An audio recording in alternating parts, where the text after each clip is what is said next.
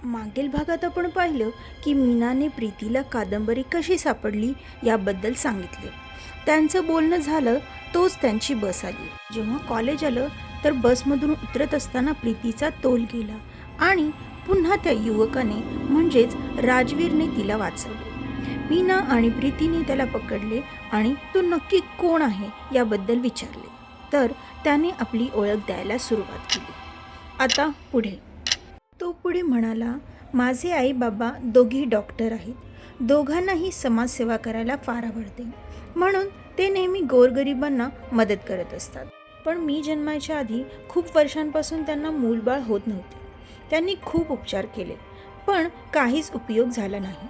मग माझ्या मामांनी त्यांना जयपूरला बोलावून घेतले. माझे मामा पोलीस खात्यात आहेत आणि त्यांचे पोस्टिंग जयपूरला झाले होते. तेव्हापासून आतापर्यंत ते तिथेच राहतात. मामांचा एका गुरुजींवर फार विश्वास होता. ते गुरुजी जयपूरच्या एका डोंगरातील गुहेमध्ये राहतात. माझे मामा माझ्या आईबाबांना त्यांच्याकडे घेऊन गेले. तिथे गेल्यानंतर गुरुजींनी त्यांना काही उपाय सांगितले. आईबाबांनी गुरुजींनी सांगितल्याप्रमाणे उपाय केले आणि माझा जन्म झाला.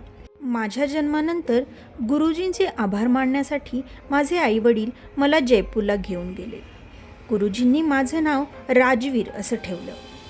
तो पुढे म्हणाला, माझे आई बाबा समाजसेवा आणि त्यांच्या रुग्णालयात फारच बिझी झाले, त्यामुळे मला ते वेळच देऊ शकत नव्हते. म्हणून त्यांनी ठरवलं की मला माझ्या मामाकडे म्हणजेच जयपूरला पाठवायचं. त्यावेळी मी 10 वर्षांचा होतो. माझे पुढील शिक्षण जयपूरलाच झाले. मीनाने मध्येच त्याचं बोलणं तोडलं. म्हणाली, पण याचा प्रीतीशी काय संबंध?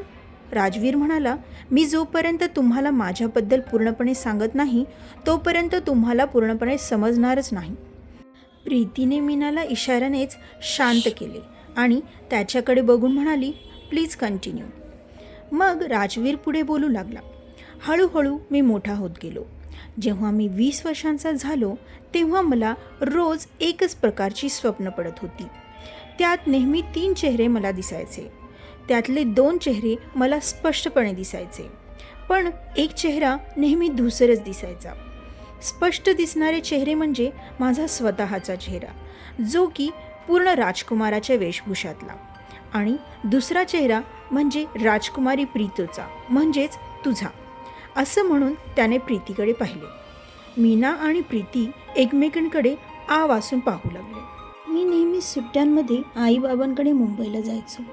असंच एकदा मी जेव्हा सुट्ट्यांमध्ये घरी आलो त्यावेळी सोसायटीबाहेर फेरफटका मारताना मला तो चेहरा दिसला जो नेहमी माझ्या स्वप्नात येत असायचा, म्हणजेच तुझा चेहरा. तो पुन्हा प्रीतीकडे पाहत म्हणाला. प्रीतीमध्येच म्हणाली, मला पाहिलं तुम्ही? कुठे आणि कधी? राजवीर म्हणाला, आमच्या सोसायटीच्या समोर 2 सोसायटी सोडून जी एकदम रोड टच बिल्डिंग आहे, मयूरपंख, त्या सोसायटीत मी तुला पाहिलं. मयूरपंख? प्रीती म्हणाली.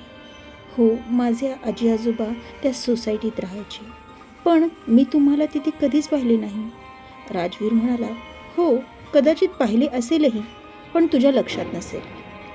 असो. पुढे तो म्हणाला, पण लॉकडाऊन लागले. मी जयपूरलाच अडकून पडलो आणि मला मुंबईला यायला जमलंच नाही. माझे आईबाबाच मला भेटायला यायचे. तब्बल 2 वर्षांनी मला मुंबईला येता आलं. त्यावेळी मी तुझा शोध घेतला. त्या सोसायटीत चौकशीही केली, पण मला कळाले की आता तिथे राहणारी आजी आजोबा वारली आणि तुझं येणंच बंद झालं. त्यानंतर मी खूप निराश राहू लागलो. स्वप्न तर रोजच पडत असायचं. एके दिवशी मला स्वप्नात तो 3रा चेहरा दिसला. प्रत्यक्षात मी तिला पाहिलं, तेही जयपूरमध्ये. तो चेहरा पाहिल्यानंतर मला हळूहळू काहीतरी आठवू लागलं. मला तो सजलेला महाल दिसू लागला. हळूहळू मला तो दिवस आठवू लागला. ती मुलगी राजकुमारी तारा होती.